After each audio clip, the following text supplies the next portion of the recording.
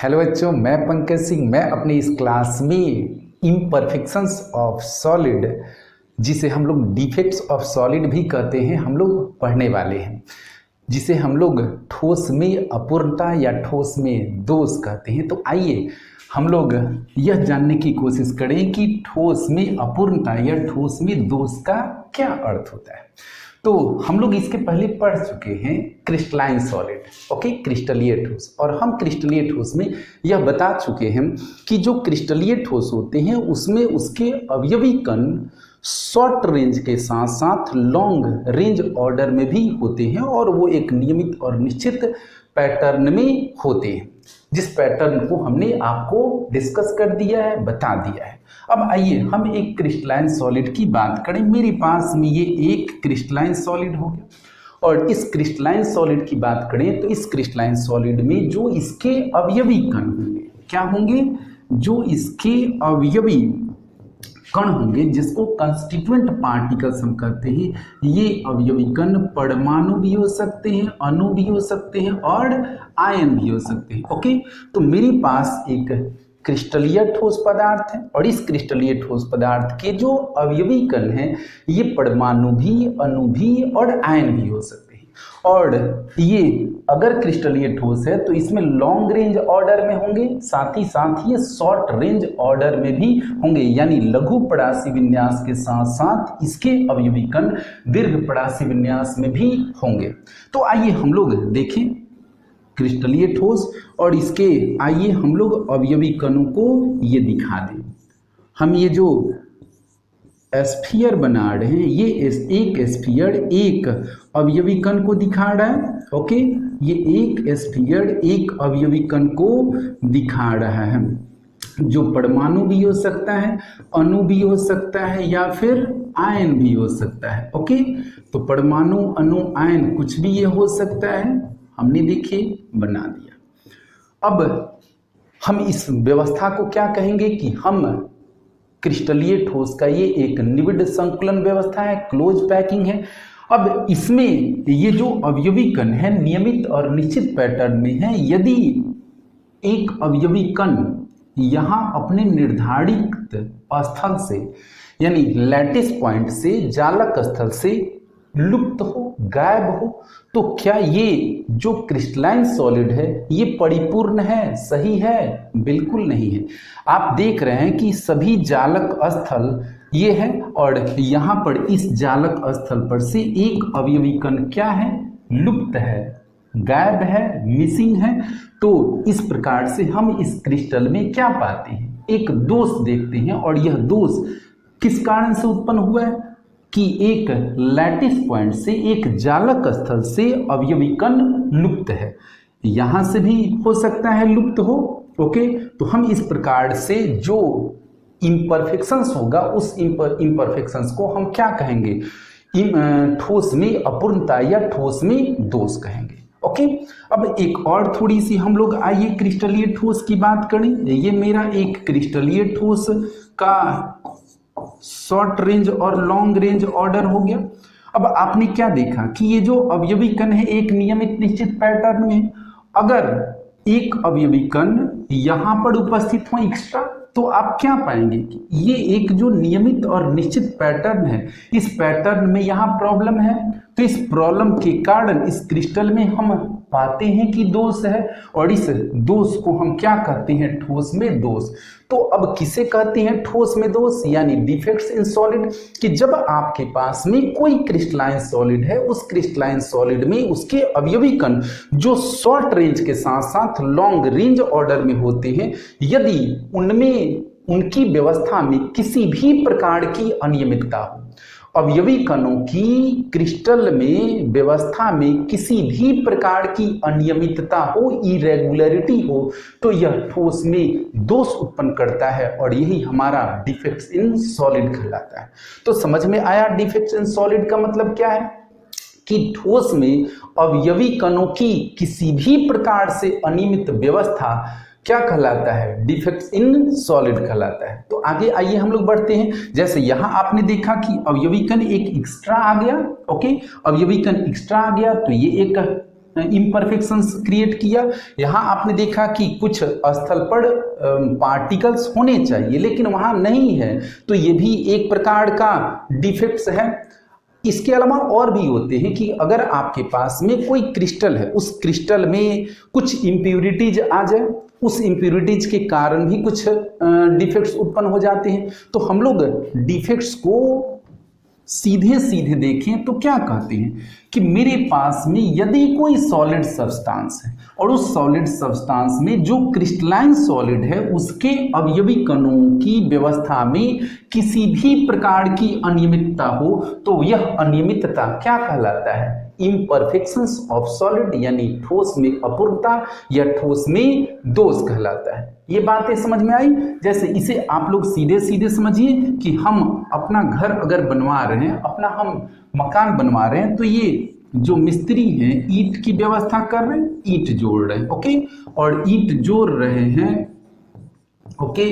अब हमने क्या देखा कि इस ईंट की व्यवस्था में यहाँ एक होल हो जाए, एक यहाँ पर क्या हो जाए, छिद्र हो जाए, यहाँ पर एक छिद्र हो जाए, तो हम क्या पाएंगे कि मेरा ये जो दीवार है इसमें कुछ अनियमितता आ गया, इसमें कुछ छिद्र आ गया, या फिर हो सकता है कि एक्स्ट्रा कहीं पर वो ईंट ऐसे डाल दें जहां नहीं होना चाहिए, तो भी यहाँ पर मेरा जो दीवार होगा वो कुछ डिसऑर्डर को दिखाएगा। सामान्य रूप में हम देखेंगे कि यहाँ पर प्रॉब्लम है। तो इस प्रकार से हम सॉलिड में डिफेक्ट्स को डिफाइन करते हैं जो किसी भी प्रकार से अनियमितता को दर्शाता है, जो उसके अवयवी कणों की व्यवस्था के कारण होता है।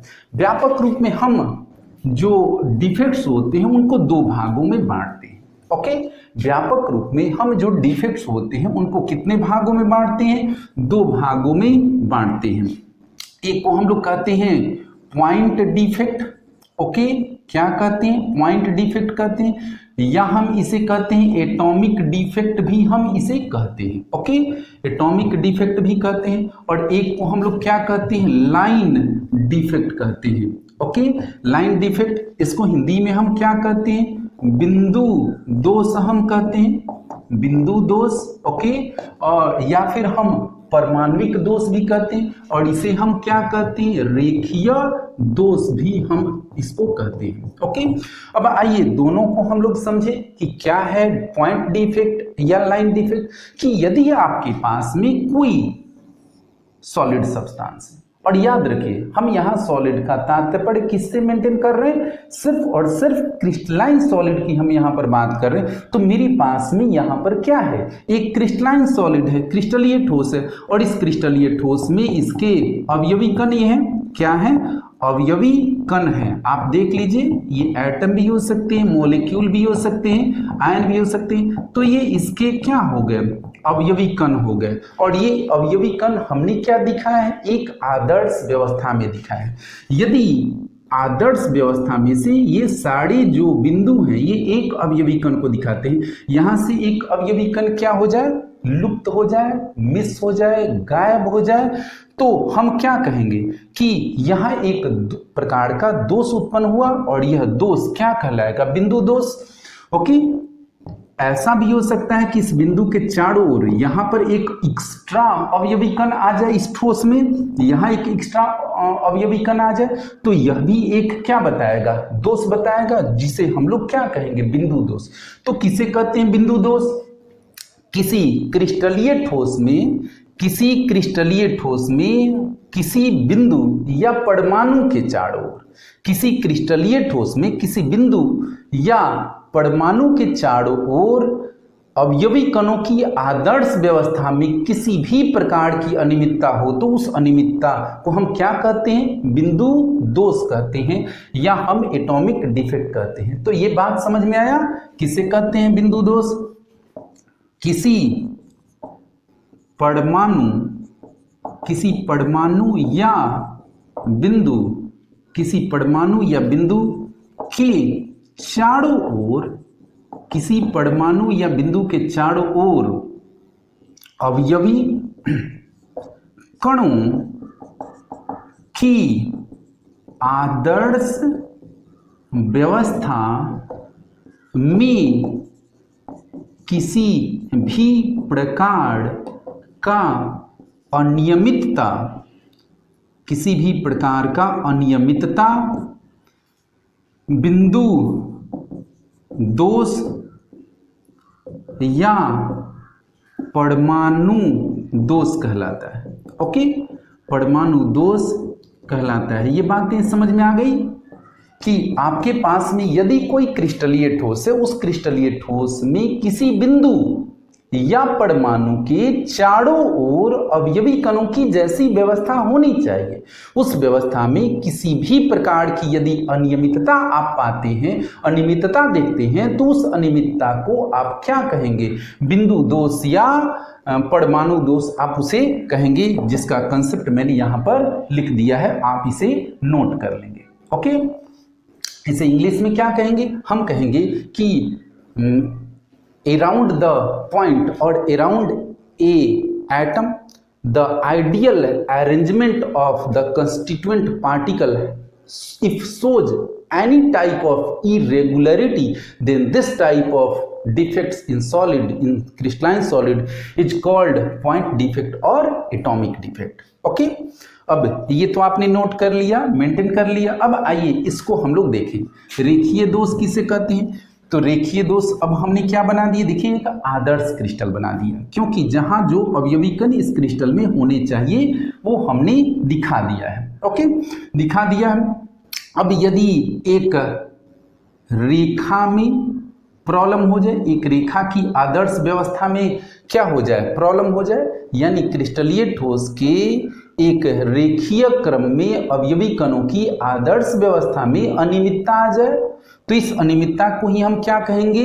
लाइन डिफेक्ट कहते हैं या रेखीय दोष हम कहते हैं। ये बातें समझ में आ गई। और एक बात यहाँ आपके पास दिमाग में ये सवाल हो सकता है कि आखिर ठोस में ये दोष होते क्यों हैं? तो आप जानते हैं कि जो ठोस पदार्थ होते हैं, उस ठोस पदार्थ में बहुत सारे क्रिस्टलीय ठोस पदार्थ में बहुत सारे छोटे छोटे क्रिस्टल्स होते हैं। चाहे आप क्रिस्टलीकरण की प्रक्रिया बहुत स्लो टेम्परेचर पर लें या बहुत हाई टेम्परेचर पर लें या मॉडरेट मध्यम स्थिति में लें, आप क्रिस्टल का निर्माण करें, क्रिस्टलीकरण करें, तो ठोस में दोष निश्चित रूप से कुछ न कुछ अवश्य होंगे, यानी उसके आदर्श व्यवस्था में कहीं न कहीं कोई अनियमितता जरूर होगी। यहाँ तक कि हम अगर एक सिंगल क्रिस्टल लेते हैं, एक अगर हम क्रिस्टल लेते हैं, तो उस क्रिस्टल में भी अवयवी कणों की हम आदर्श व्यवस्था में क्या पाते हैं? इरेगुलरिटी पाते हैं, अनियमितता पाते हैं, और यह अनियमितता ठोस के प्रॉपर्टीज को चेंज कर देता है। आखिर हम क्यों पढ़ रहे हैं ठोस में दोष? हम इसलिए पढ़ रहे हैं कि ये सारे जो दोष हम पढ़ेंगे, इस दोष के कारण ठोस में कुछ जो उसके प्रॉपर्टीज होते हैं वो प्रभावित होते हैं और नए प्रॉपर्टीज डेवलप होते हैं। जो उस सॉलिड की प्रॉपर्टीज होती है उसमें चेंज होती है और कुछ नई प्रॉपर्टीज उसमें शामिल होती है। इसीलिए हमारे लिए पढ़ना यह आवश्यक हो जाता है कि ठोस में दोष किसे कहते हैं और यह क्या है। तो आप यहां पर समझ गए, रेखीय दोष किसे कहते हैं? किसी क्रिस्टलीय ठोस में अवयवी कणों, किसी क्रिस्टलीय ठोस में अवयवी कणों की रेखीय व्यवस्था में किसी भी प्रकार की अनियमितता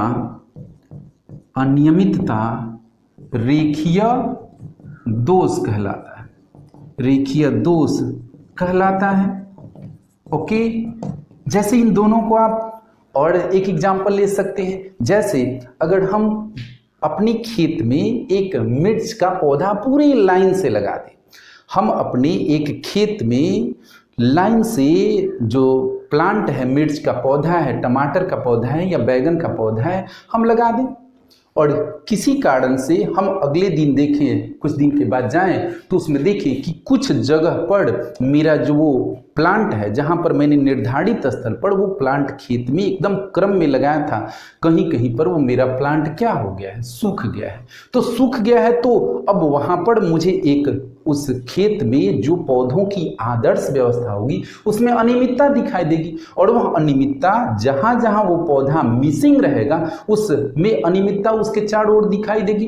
तो इस प्रकार का जो दोष होगा हमारी फार्मिंग में, हमारी खेती में, उस दोष को हम किससे तुलना कर सकते हैं? पॉइंट डिफेक्ट से कर सकते हैं। और यदि हमारा खेत में हो उसमें एक लाइन से ही पौधा डिस्टर्ब हो जाए, मिसिंग हो जाए, सूख जाए या कोई उखाड़ ले, ओके, तो हम उस प्रकार का जो दोष हमारे खेत में उत्पन्न होगा उस दोष को हम लाइन डिफेक्ट से तुलना कर सकते हैं। तो ये जो दोष होंगे वो हमारे ठोस की क्या करेंगे? डेंसिटी को बढ़ा भी सकते हैं, डेंसिटी को घटा भी सकते हैं, या हो सकता है डेंसिटी को परिवर्तित न भी करे, लेकिन हाँ यह दोष हमारे क्रिस्टलीय ठोस के प्रॉपर्टीज को प्रभावित करते हैं और उस प्रॉपर्टीज के प्रभाव के कारण ही हम डिफेक्ट्स इन सॉलिड को पढ़ रहे हैं। तो ये आपने नोट कर लिया। अब आइए आगे हम लोग देखें। तो मुख्य रूप से आप लोगों को जो व्यापक रूप में, हाँ इसके अलावा एक और डिफेक्ट भी होता है जिस डिफेक्ट का संबंध आप N प्रकार का और P प्रकार के सेमीकंडक्टर से आप आगे पढ़ेंगे, जिसको हम लोग इलेक्ट्रॉनिक डिफेक्ट भी कहते हैं। तो ये बातें याद रहेंगी कि हम एक और इसके अलावा भी हम डिफेक्ट्स को देख सकते हैं जिसको हम इलेक्ट्रॉनिक डिफेक्ट भी कहते हैं, और उस डिफेक्ट्स को हम लोग आगे चलकर सेमीकंडक्टर में उसका अध्ययन करेंगे, जिससे के कारण N प्रकार का और P प्रकार का सेमीकंडक्टर हम पाते हैं। तो पॉइंट डिफेक्ट आपको मैंने बता दिया। अब पॉइंट डिफेक्ट को हम लोग कितने भागों में देखते हैं? पॉइंट डिफेक्ट की बात हम लोग करें तो हम लोग इसको फिर से 3 भागों में बांटते हैं। एक को हम लोग क्या कहते हैं? एक को हम लोग कहते हैं STOICHIO स्टोइकियोमेट्रिक डिफेक्ट कहते हैं। ओके, क्या कहते हैं? Stoichiometric defect. इसको हिंदी में कहते हैं स्टाइकियो, हिंदी लिखना बड़ी मुश्किल है जी, स्टोइकियोमेट्रिक दोष हम कहते हैं। ओके, और एक हमारा हो जाता है नॉन स्टोइकियोमेट्रिक डिफेक्ट। ओके, इसको हिंदी में भी कहते हैं नॉन स्टोइकियोमेट्री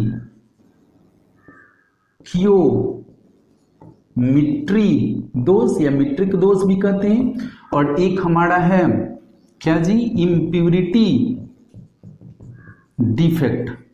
ओके, अशुद्धता दोष, अशुद्धता दोष। अब देखिए हमने पॉइंट डिफेक्ट को कितने भागों में बांटा? 3 भागों में। फिर से इसका सब डिवीजन किया, स्टोइकियोमेट्रिक, नॉन स्टोइकियोमेट्रिक और इम्प्यूरिटी डिफेक्ट।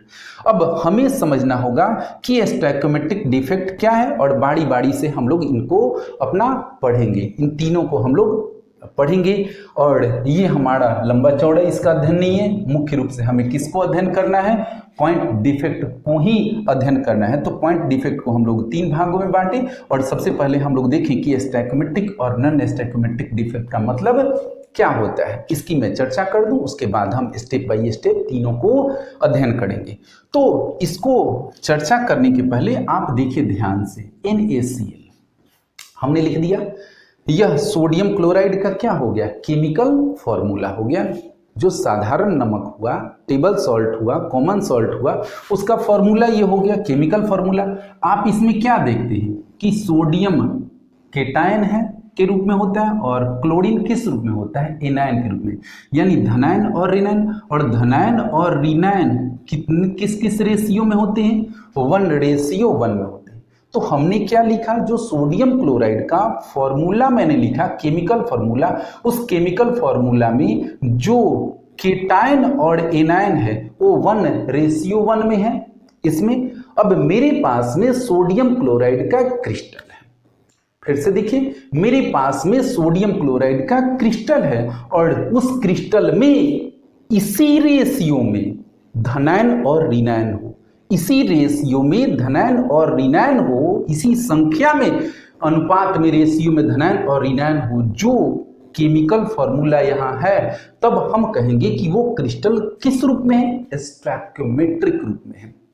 ओके, जैसे कल्पना करिए कि मेरे पास सोडियम क्लोराइड का क्रिस्टल है, उस सोडियम क्लोराइड के क्रिस्टल में अगर 100 धनायन है यानी 100 सोडियम आयन है तो 100 क्लोराइड आयन भी होना चाहिए उस क्रिस्टल में। मान लीजिए कि 100 सोडियम आयन है उस क्रिस्टल में तो 100 क्लोराइड आयन भी होना चाहिए, क्योंकि इस केमिकल फॉर्मूला के अनुसार रेशियो 1:1 आता है। तो इसी रेशियो के अनुसार 100 सोडियम आयन और 100 क्लोराइड आयन होना चाहिए। यदि ऐसा है तो हम क्या कहेंगे कि वो जो क्रिस्टल है, वो जो सॉलिड है, स्टोइकियोमेट्रिक रूप से सही है। क्या है? स्टोइकियोमेट्रिक रूप से सही है, क्योंकि उसमें जो केटायन और एनायन का नंबर है वो केमिकल फॉर्मूला के ही रेशियो में है। तो हम कहेंगे कि यह स्टोइकियोमेट्रिक रूप से सही है। लेकिन कल्पना करिए कि आपके पास जो सोडियम क्लोराइड है, उस सोडियम क्लोराइड में 100 सोडियम आयन है और 120 क्लोराइड आयन है। कितना है? 100 सोडियम आयन है और 120 क्लोराइड आयन है उस क्रिस्टल में। तो क्या वो क्रिस्टल इस केमिकल फॉर्मूला को फुलफिल कर रहा है, जो केमिकल फॉर्मूला में 1:1 रिप्रेजेंट किया गया है? इस रेशियो में तो नहीं है। इसमें ये 100 है तो ये 120 है, यानी वहां क्रिस्टल में रेशियो क्या दिखा? 1:1.2 दिखा, ये रेशियो दिखा। तो हम क्या कहेंगे कि वो क्रिस्टल स्टोइकियोमेट्रिक रूप से सही नहीं है, यानी वो क्रिस्टल क्या है? नॉन स्टोइकियोमेट्रिक है। ये बातें समझ में आई? क्लियर? बात समझ में आया कि स्टोइकियोमेट्रिक और नॉन स्टोइकियोमेट्रिक का मतलब क्या हुआ? स्टोइकियोमेट्रिक का मतलब हुआ कि जो नंबर है, स्टोइकियोमेट्रिक का मतलब हुआ कि जो नंबर है धनायन और ऋणायन का क्रिस्टल में, वो केमिकल फॉर्मूला के रेशियो के अनुसार है, तब आप उसे क्या कहेंगे कि वो स्टोइकियोमेट्रिकली है। लेकिन यदि आपके पास जो केमिकल फॉर्मूला किसी कंपाउंड का है और उस फॉर्मूला में जो रेशियो है धनायन और ऋणायन का, उस रेशियो में क्रिस्टल के धनायन और ऋणायन नहीं हो, तो that is said to be non stoichiometric defect. शायद मैंने बता दिया। अब आइए हम लोग बारी बारी से स्टोइकियोमेट्रिक डिफेक्ट को देखें।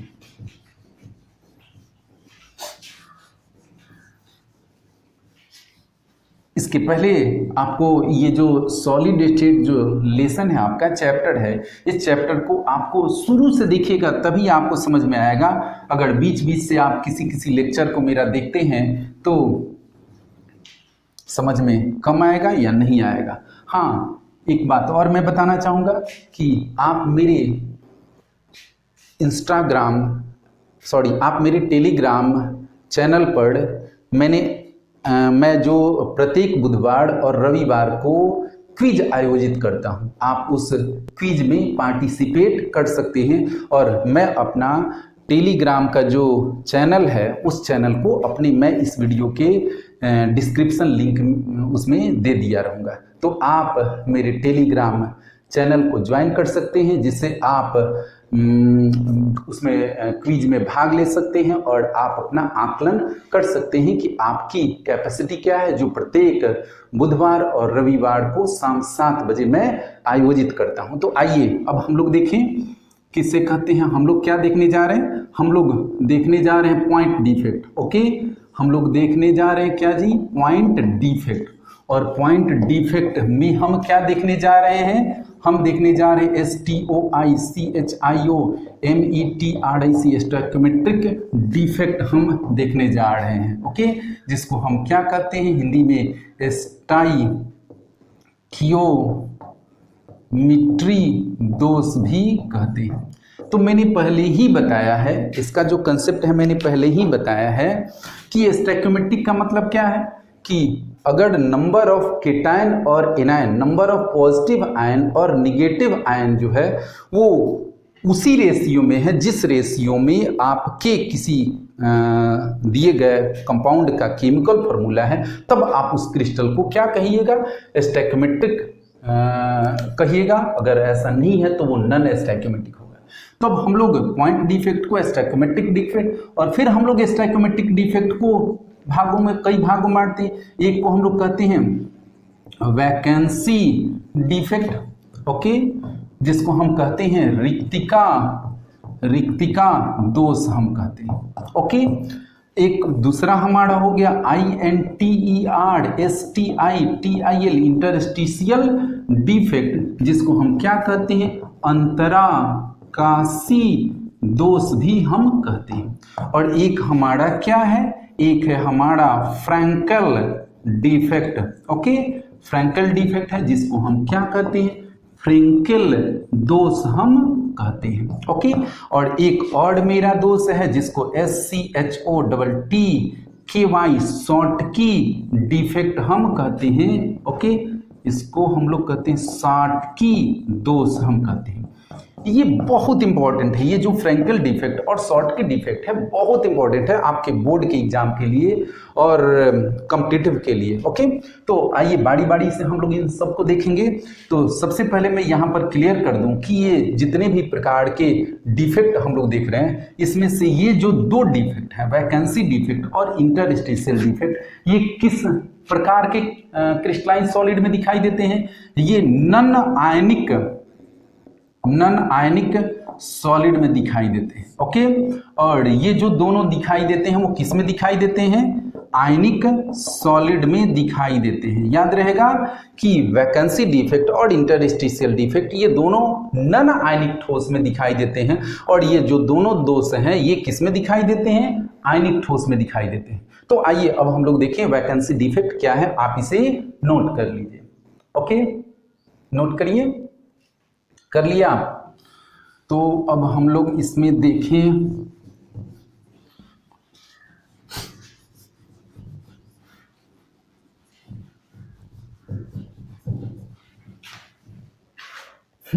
ए का 1 का क्या दे दिया जाए, चलिए फिर ए दे दिया जाए, वैकेंसी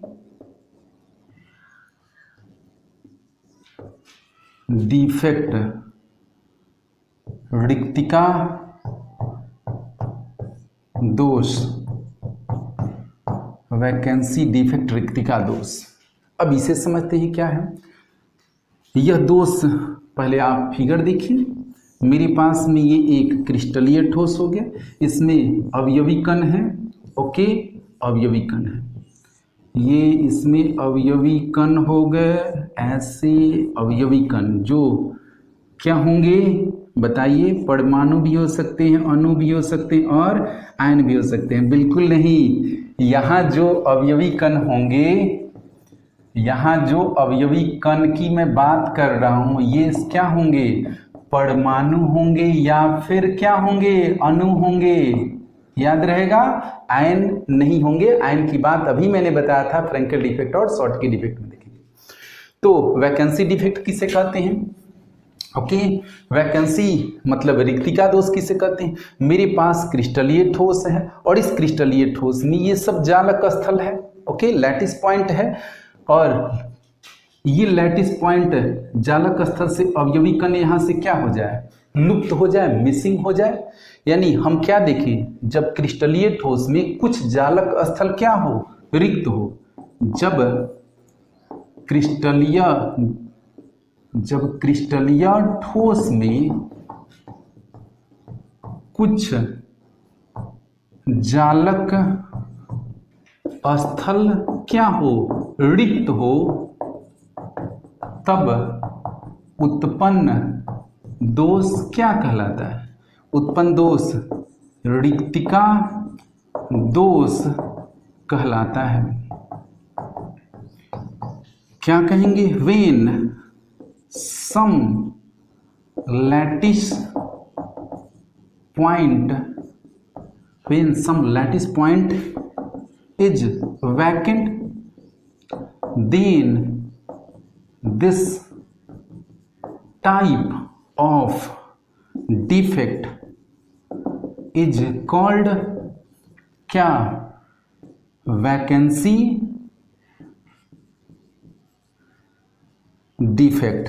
समझ में आया, किसे कहते हैं, यानी जब कुछ जालक स्थल पर मौजूद होना चाहिए अवयवी कण और वहां अवयवी कण क्या है, गायब है, तो यहां वैकेंसी हो गई ना। यानी यहां पर क्या हो गया, वैकेंसी हो गया, वैकेंसी हो गया, तो यहां पर खाली जगह हो गया। तो हम इस प्रकार के दोष को क्या कहेंगे, वैकेंसी डिफेक्ट हम कहेंगे। तो वैकेंसी डिफेक्ट एक लाइन में आप समझिए कि किसी क्रिस्टलीय ठोस में नॉन आयनिक सॉलिड में वैकेंसी डिफेक्ट का तात्पर्य उस डिफेक्ट से है जिसमें कुछ जालक स्थल, कुछ लैटिस पॉइंट क्या हो, मिस हो, वहां पर कंस्टिट्यूएंट पार्टिकल न हो, तब हम इसको वैकेंसी डिफेक्ट कहेंगे। और इस प्रकार का जो डिफेक्ट रहेगा वह डिफेक्ट जो ठोस पदार्थ रहेगा उसकी डेंसिटी को क्या करेगा, घटाएगा।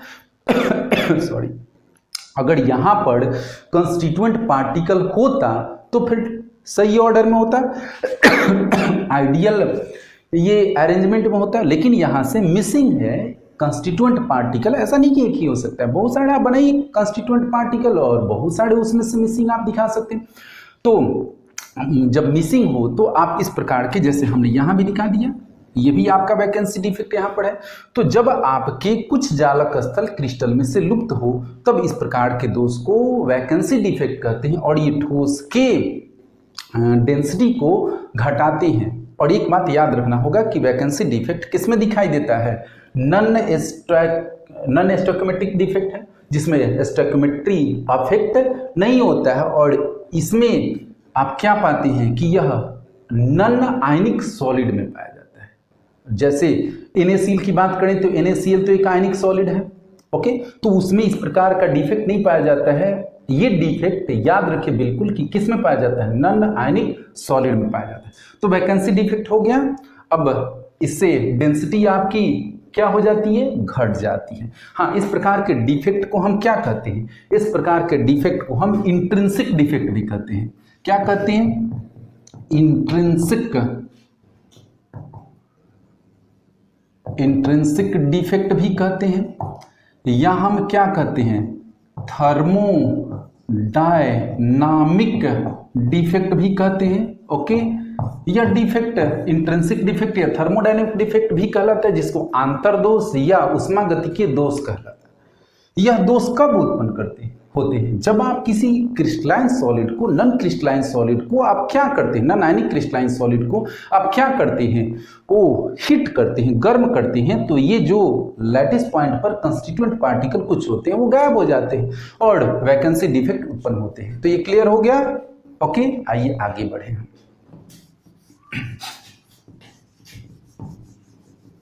फिगर आपने नोट कर लिया, बहुत इजी है, बहुत आसान है, एक लाइन की बात है कि जब कुछ जालक स्थल रिक्त पाए जाएं तो आप उसे वैकेंसी डिफेक्ट कह दीजिए। ओके,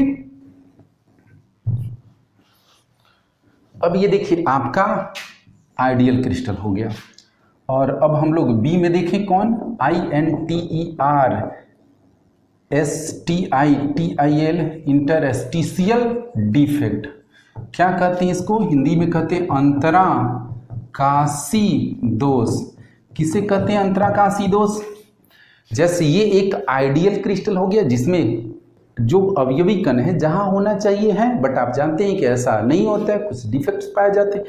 तो हम ये जो बीच बीच में जगह है, जो कंस्टिट्यूएंट पार्टिकल के बीच बीच में ये जो जगह देख रहे हैं, इस जगह को क्या कहते हैं, इंटरस्टिशियल स्पेस कहते हैं। क्या कहते हैं, अंतराकाशी स्थल कहते हैं। तो इंटरस्टिशियल स्पेस कंस्टिट्यूएंट पार्टिकल के बीच में जो रिक्त स्थान होते हैं उसे हम लोग इंटरस्टिशियल स्पेस कहते हैं। ओके, अब चलिए, अगर कुछ अवयवी कण, यहां आपने देख लिया, यहां आपने देख लिया, यहां देख लिया, तो आपने क्या पाया कि कुछ अवयवी कण जो हैं, जैसे ये जो अवयवी कण है ये कहां पर एक्स्ट्रा पाया गया, इंटरस्टिशियल साइट पर पाया गया। ये इंटरस्टिशियल साइट पर ये भी पाया गया, यहां होना नहीं चाहिए। तो जब क्रिस्टल जालक में कुछ अवयवी कण इंटरस्टिशियल स्पेस में हो, अंतराकाशीय स्थल में हो, तो यहां नहीं होना चाहिए। आदर्श व्यवस्था ऐसी नहीं थी, आइडियल क्रिस्टल ऐसा नहीं था, लेकिन कुछ अवयवी कण क्रिस्टल में अंतराकाशीय स्थल पर पाए गए, और अंतराकाशीय स्थल पर पाए गए तो हम इस प्रकार के दोष को क्या कहेंगे, इंटरस्टिशियल डिफेक्ट कहेंगे। कैसे इसको लिखेंगे, जब कुछ अवयवी कण अंतराकाशी स्थल पर उपस्थित हो तब उत्पन्न दोष